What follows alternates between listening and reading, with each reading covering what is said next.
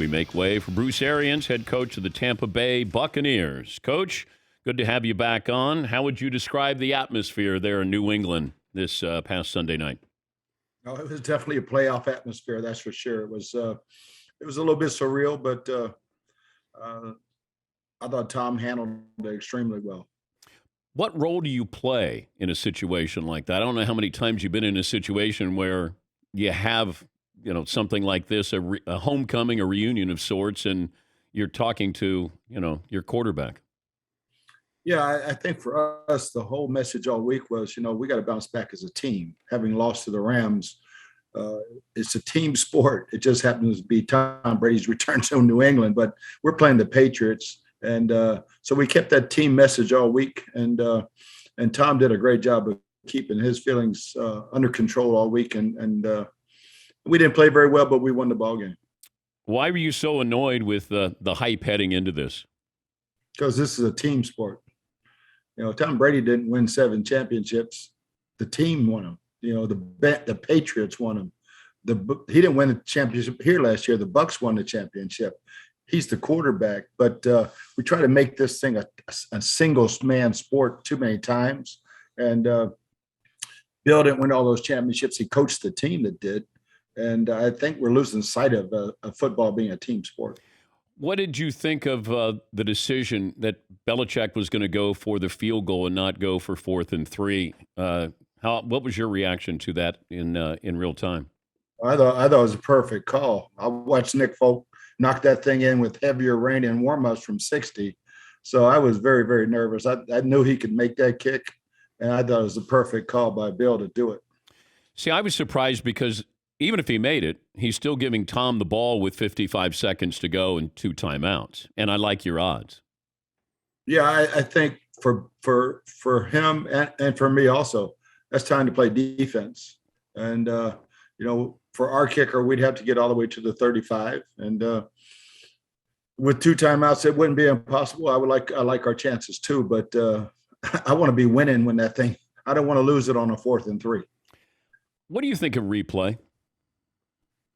I love replay. I don't like the interpretations of the rules anymore.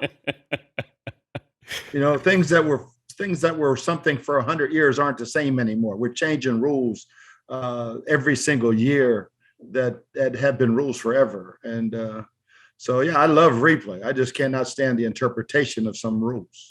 I'll say it so you don't get fined. I thought you got screwed. The Jacoby Myers catch, Coach?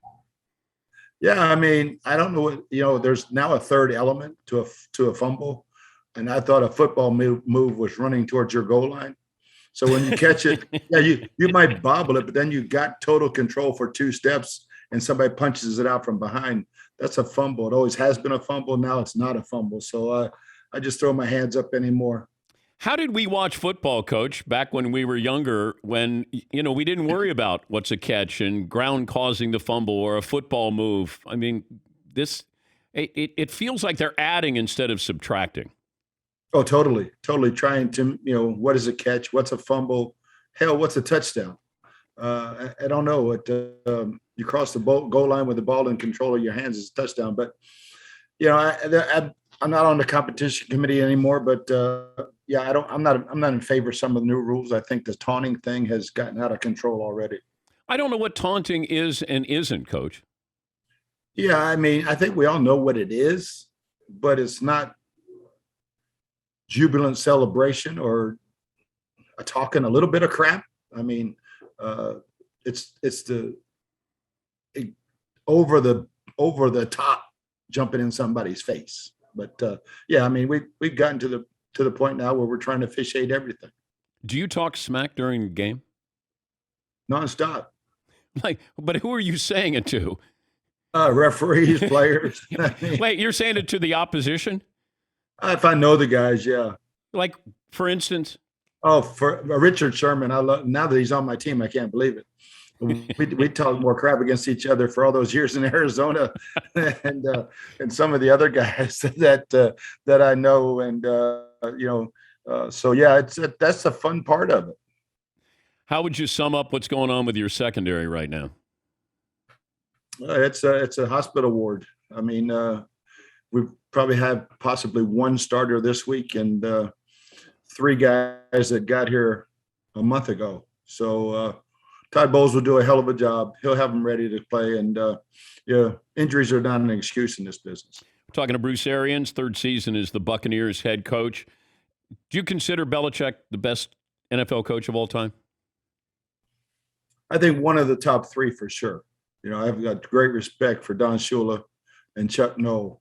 And I think Coach Belichick's right there with him. What does he do better than everybody else in the modern game?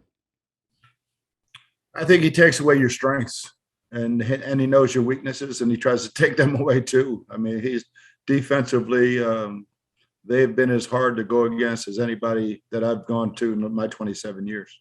I talked to Carson Palmer yesterday, and he said Tom Brady has seen every kind of defensive front. He's seen all of that, but Belichick still found a way to frustrate him. Did you sense that? Yeah, yes and no. I think we played offensively as bad as we could play as a group of receivers and people doing the right thing and being in the right spacing. And Tom was very, very careful with the ball, but they did a great job of taking some things away, but they don't take everything away, and you got to find out which one it is. Gronk's injury, ribs, now punctured lung. What's the outlook? Best case scenario for him? Yeah, the lungs all cleared up, and so now it's just going to be pain tolerance, and I think they're concerned about one of the ribs as far as being displaced. So it's day to day. Take me back to when you were 7-5 last year. Late November, what happened? Was there anything that you go, I could put my finger on it, that happened, that changed us? Yeah, I think it really was halftime of Atlanta.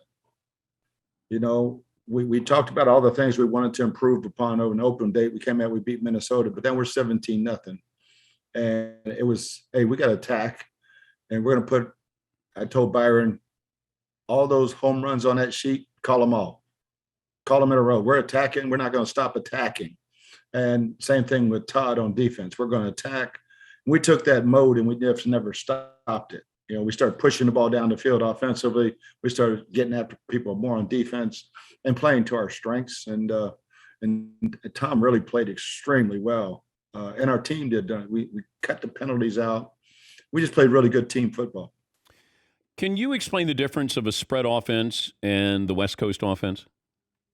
The West Coast one's always baffled me because I don't know where that came. I know Bill Walsh's offense, but people have evolved.